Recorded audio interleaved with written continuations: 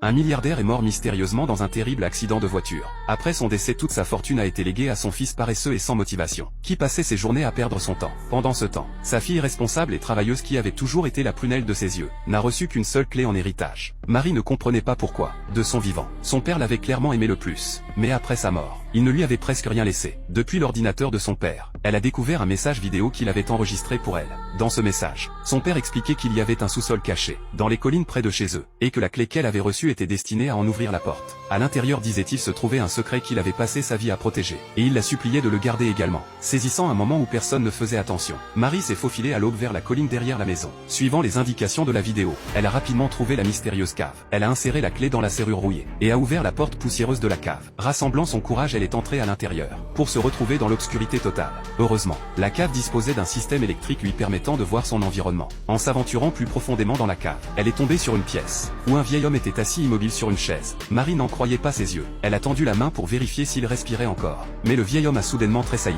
terrifiant Marie, qui a claqué la porte de la cave, et s'est enfuie chez elle sans se retourner. Encore secouée, elle a décroché le téléphone pour appeler la police. Mais elle s'est alors souvenue que son frère briguait actuellement un siège au Parlement. Si les autorités découvraient que leur famille gardait quelqu'un enfermé dans la cave, cela pourrait ruiner la carrière politique de son frère. À ce moment-là, son frère s'est approché d'elle, et lui a demandé si elle était contrariée par la façon dont l'héritage de leur père avait été réparti. Il a proposé de faire évaluer et vendre tous les biens familiaux, afin qu'ils puissent se partager équitablement le produit de la vente.